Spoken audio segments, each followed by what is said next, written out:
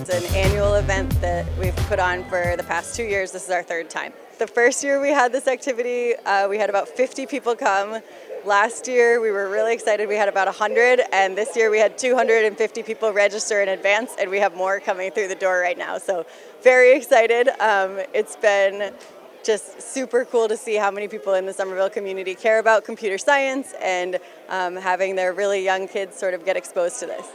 We have tables up here on the floor we're at, which are all sort of geared towards younger students. We have Scratch Junior, Octo Studio, and Splats, which are all creative computing platforms where kids can create some kind of project using code. Octo Studio and Scratch Junior, they can create stories, animations, or games. And then Splats, students have these little pads on the ground and they can jump on them, and the iPads get feedback and they can code the iPad to play different games using the little pads on the ground. Down on the lower level, we have a bunch of sort of more advanced activities. We have Lego robots, we have things called microbits, which are little microcontrollers that kids can program. They have sensors on them, things like that. We have these little toothbrush robots that kids are creating to draw on paper on the ground. And we have Scratch, which is, again, a coding platform that kids can use to make animations and games and things like that. And we have members of the high school robotics team, kids from my classes here, kids who used to be in my classes. We have alums helping out, so it's been amazing. I think we have something like 40 volunteers, including community partners like MIT and Lesley University as well.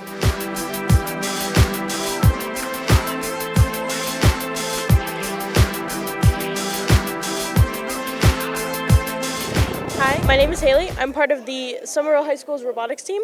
I'm in 12th grade, and I'm also a part of the outreach team.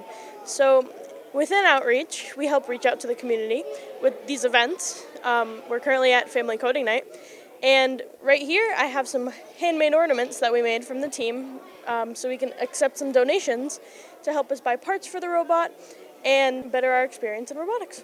We're here from MIT, from the Lifelong Kindergarten Group, and we are sharing with young people here our latest free software, Octo Studio, where you can create your own animations, games, and whatever you imagine. And we have young people here using their imagination and their ideas to take their favorite animal or whatever they have in mind and make it come to life with sound and motion. And it's just so cool because all of these young people have different ideas, and they're sharing them with each other and making their ideas come to life. Hi, my name is Sue Cusack, and I'm from Lesley University's Leslie Steen Learning Lab. And we have a Squigglebot activity that we're doing today. We have DC motors. Some are pre-wired. That's for the little ones. And then for the older kids, they have to attach the wires themselves.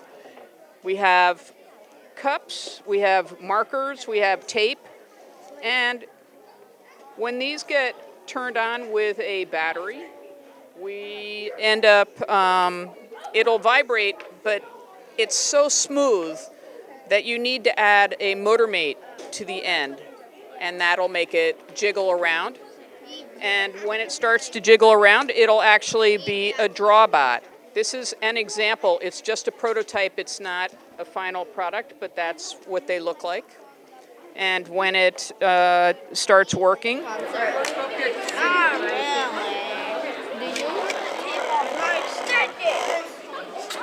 we would take the caps off, and then it would start dancing, and they would be dancing on the floor.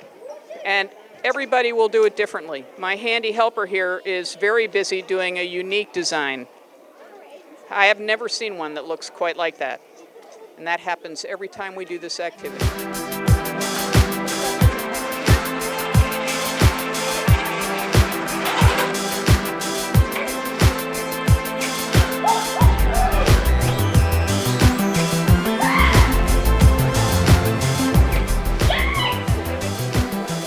My name's Allison. I'm from the high school robotics team, and this is Makey Makey.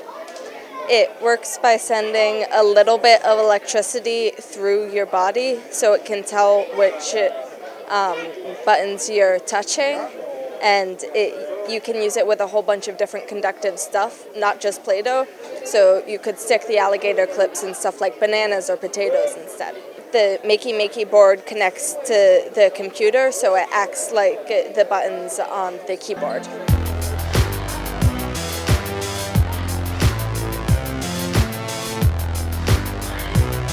I'm Miles, and I'm on the first robotics team at the Somerville High School. This is the 2025 FLL Challenge, and so teams build Lego robots and then compete to score points on the challenges that are on the board. Over here, the kids are working on building their own Lego Spike Prime robots. We have all the parts from different kits, and they're getting to put them together and make a robot that does whatever they want. So some of them are upgrading their robots from the station over there, and others are building completely new things.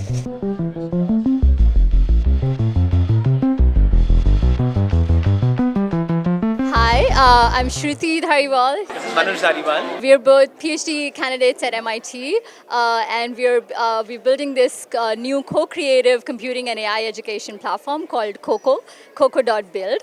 And so today we're excited to have a live platform demo here for families here. And so this is a two-player collaborative game that you can that people anywhere could So I could be on this machine building my game, and then Manoj is there. And so he's going to pass me the ball. And I have this device called Microbit. And so I've connected this on my end. I'll put it in my pocket. This is my project. I have coded this part, and then we're all in the same space, so I could also see the other creators' code right here. And so this is a real-time collaborative coding environment for kids to engage in these experiences together with their peers. So okay, let's just try it. So now I'll press this key, I'll throw the ball, and for her to, prevent it from going into the basket, she has to jump. So okay, I'll throw it. 1, 2. Okay, wait, let's try. Yeah, put it in your hand and then jump. Okay. Okay, let's jump away. Now. Yay! I got it. But I might not find it. 1, 2. Okay. Okay, yeah. Okay. So your parents can create their own. Parents can start their own communities. And then they can invite, their children and their friends, or educators could start a community for their classroom and invite all the children into one community.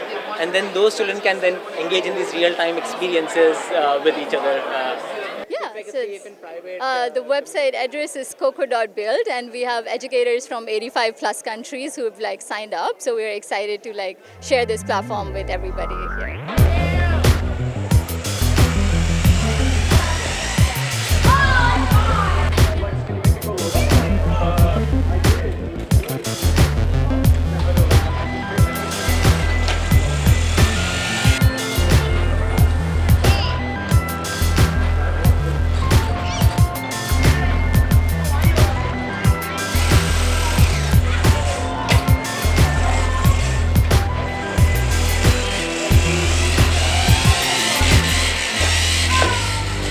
I'm Raph, I'm Lloyd, and we're showing off our robot Slink, which is our 2023 competition robot.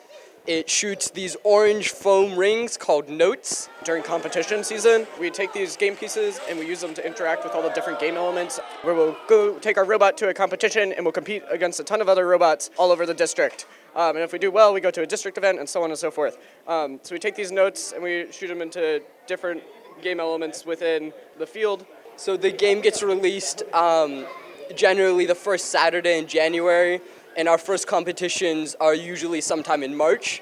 So all of our robots take generally about 3 months to build. Yeah. We spend multiple days a week, multiple hours just working on programming and designing and building our robot within the amount of time we have, which is very short for the size and skill of the robot that we work on.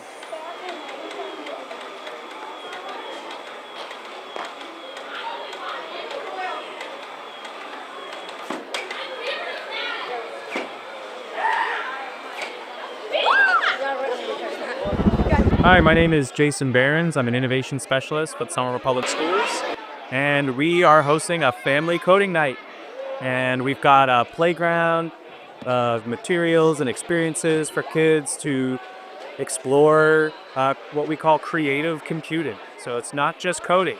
What we love especially are projects where they really come alive. They sort of jump off the screen, or you have some kind of microcontroller or robot or project that sits alongside the technology that students can manipulate and adjust, make it light up, make it fun, make it something that you can wear. What's so great about events like this is it gets everybody out, community chatting, talking about, what's going on, and the kids get to learn in an informal way. And what's so wonderful too is the kind of spark that this creates. We're able to then connect with educators and school principals and leaders and show them evidence of all of this wonder and say, hey, look, maybe this is something we could bring that into the classroom. And so, the students and parents in a lot of ways are our biggest advocates for, integrating computer science and just digital literacy into the school day.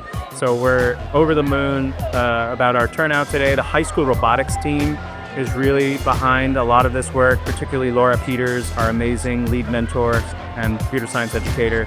Laura is a great example of an educator leader who has really helped spark this movement here in Somerville.